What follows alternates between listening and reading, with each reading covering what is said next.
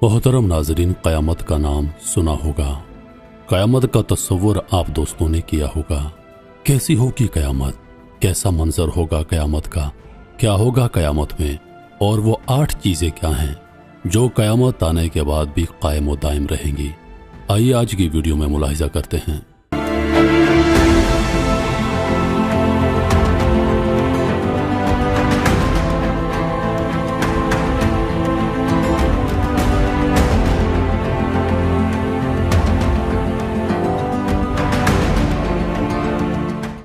अल्लाह ताला की बारगाह में 4 मुकर्रब और बड़े फरिश्ते हैं जिनके नाम इसराफील, जिब्राइल, मिकाइल और इज़राइल अलैहिस्सलाम हैं कि जिन्हें रऊसुल मलाइका भी कहा जाता है। रिवायत के मुताबिक अल्लाह ताला ने इसराफील, जिब्राइल और मिकाइल अलैहिस्सलाम को एक तस्बीह से खलक फरमाया। इसराफील और जिब्राइल अलैहिस्सलाम सब मखलूक से ज़्यादा अल्लाह ताला के करीब हैं। इनके और अल्लाह ताला के दरमियान सिर्फ 4 पर्दे का फासला है, जबकि बाकी तमाम मखलूक और अल्लाह ताला के दरमियान 70,000 पर्दों का फासला है। हदीस के मुताबिक पैगम्बर इस्लाम सल्लल्लाहु अलैहि वसल्लम हमेशा रात की दुआ में अल्लाह ताला को यूं खिताब फरमाते थे, अल्लाहुम्मा रब्बा जिब्राइल, मिकाइल व इसराफील। और इमाम सजाद अलैहिस्सलाम भी इसके हक में यूं दुआ फरमाते थे कि खुदाया इसराफील पर दुरूद भेजो क्योंकि वो सूर फूंकने वाला है और तेरे इंतज़ार में है ताकि सूर फूंकने से कब्रों में सोने वालों को जगाए। तो रात में सराफीन नाम के फरिश्तों का जिक्र हुआ है जो कुर्सी पर बैठे हैं और मुक़द्दस का जिक्र उनकी ज़ुबान पर जारी है। इसराफील का सूर फूंकना हिंदू मज़हब में शिवा के इस अमल से मुशाबहत रखता है जहाँ पर वो अपनी तेबल बजाकर इंसानों को फनाह करके या जिंदा करेंगे। कदीमी मिस्र में ये अकीदा मौजूद था कि अहले बहिश्त इसराफील की आवाज़ सुनकर लज्जत महसूस करेंगे।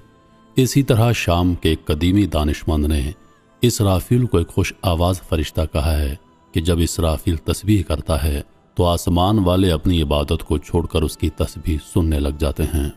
हज़रत इसराफील अलैहिस्सलाम सूर फूंकेंगे और हज़रत इज़राइल अलैहिस्सलाम यानी मलकुल मौत लोगों की रूहें कब्ज़ करेंगे। इस दौरान शैतान की रूह भी कब्ज़ की जाएगी और उससे इतनी तकलीफ पहुंचाई जाएगी जितना दुनिया के तमाम इंसानों को मौत के वक्त हुई होगी। 6 माह तक सूर फूंके जाने के बाद दुनिया की हर चीज़ रेजा रेजा हो जाएगी। आसमान और सितारों का निशान मिट जाएगा, तमाम इंसान हलाक हो जाएंगे, फरिश्ते भी मर जाएंगे। तो उस वक्त सिर्फ 8 चीज़ें बाकी रहेंगी।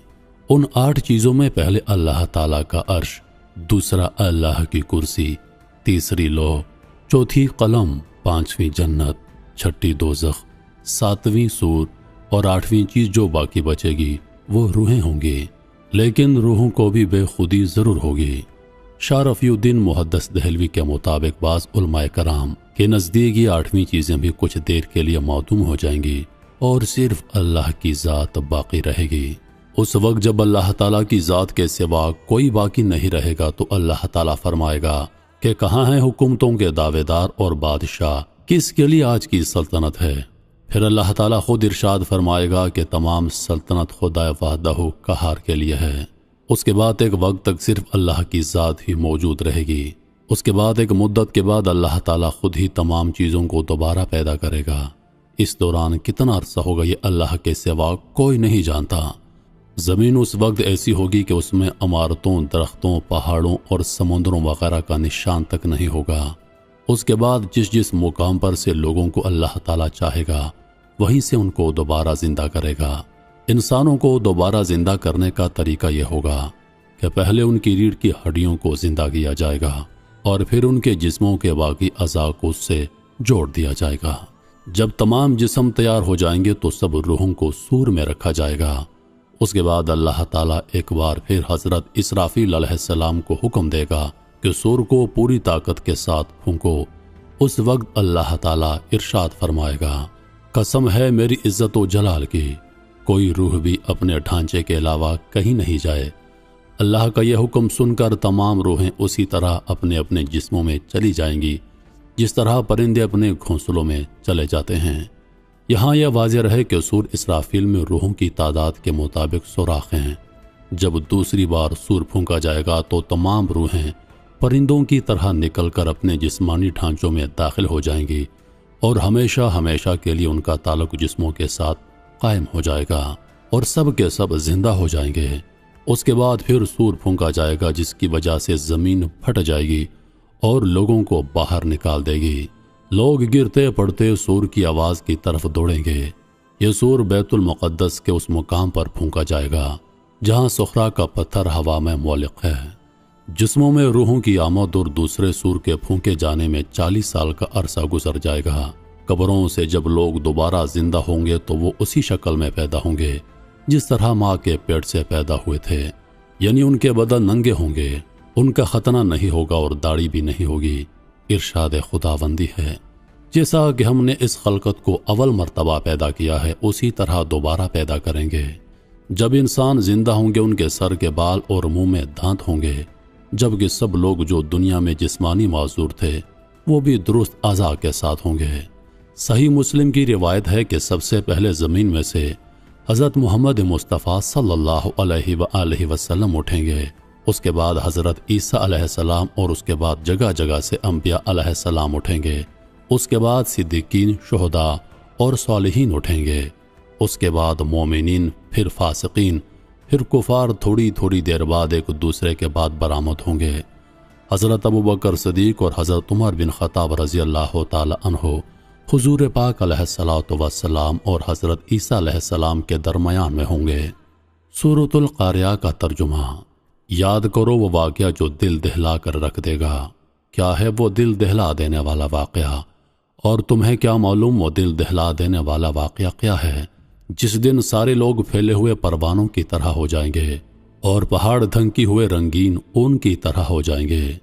جس شخص کے پلڑے وزنی ہوں گے، یعنی جس نے دنیا میں اچھے اعمال کیے ہوں گے، تو وہ من پسند زندگی میں ہوگا، یعنی جنت میں ہوگا، اور جس کے پلڑے ہلکے ہوں گے، یعنی جس نے دنیا میں اپنی خواہش کی انتباہ کی ہوگی، تو اس کا ٹھکانہ گہرا گڑھا ہوگا۔ اور تمہیں کیا معلوم کہ وہ گہرا گڑھا کیا چیز ہے؟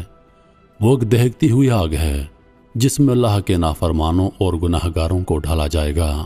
قرآن و حدیث کی روشنی میں پوری امت مسلمہ کا اتفاق ہے کہ ایک روز حضرت اسرافیل علیہ السلام کے سور سے پوری کائنات میں ایسا زلزلہ آئے گا کہ دودھ پلانے والی مائیں اور دودھ پیتے بچوں کو بھول جائیں گی اور حاملہ عورتوں کے حمل ضائع ہو جائیں گے۔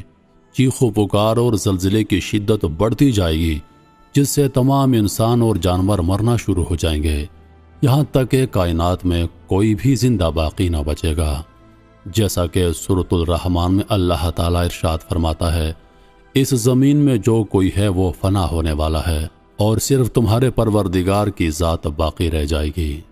اللہ تعالیٰ نے قرآن کریم میں اس دن کا بار بار ذکر فرمایا ہے۔ صرف یوم القیامہ کا لفظ 80 جگہوں پر وارد ہوا ہے۔ دیگر مذہبی کتابوں میں بھی اس دن کا تذکرہ ملتا ہے، حتیٰ کہ عیسائی اور یہودی بھی اس دن کو برحق مانتے ہیں۔ عقل کا تقاضا بھی یہی ہے کہ دنیا کے اس عظیم نظام کو آخرکار کوئی اہم مقصد ضرور ہونا چاہیے، اور اس عجیب و غریب نظام کو چلانے والی ایک بہت بڑی ذات ہونی چاہیے جس کی طاقت کا ہم اندازہ نہیں لگا سکتے، اور اس دنیا میں کیے گئے اچھے اور برے اعمال کی جزا یا سزا بھی ملنی چاہیے۔ اللہ تعالیٰ نے قرآن کریم میں مختلف انداز سے اس دن کی ہولناکی کو ذکر کیا ہے۔ چند آیت کا ترجمہ پیش ہے۔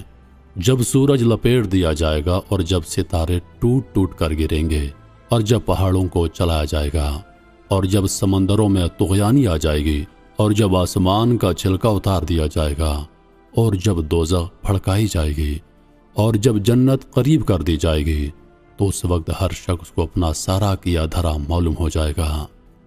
تمہارے محترم عزیز دوستو، قیامت کا منظر بڑا ہولناک ہوگا۔ دنیا کی تمام چیزیں ختم ہو جائیں گی، صرف 8 چیزیں باقی رہ جائیں گی، یعنی کہ اللہ کا عرش، اللہ کی کرسی، لوح، قلم، جنت، دوزخ، سور اور روحیں۔ اس کے علاوہ دنیا سے تمام چیزوں کا خاتمہ کر دیا جائے گا، اور اللہ پاک تمام چیزوں کو ختم کرنے کے بعد ایک مرتبہ پھر ان کو دوبارہ زندہ کریں گے۔ اس کے بعد سب لوگ حشر کے میدان میں جمع ہوں گے، تمام لوگوں کا حساب کتاب کیا جائے گا۔ جس کے اعمال اچھے ہوں گے وہ جنت میں جائے گا، جس کے اعمال برے ہوں گے اسے دوزخ میں ڈال دیا جائے گا۔ کیا ہی ہولناک منظر ہوگا۔ اللہ پاک ہم سب کو سمجھنے اور نیک اعمال کرنے کی توفیق عطا فرمائے۔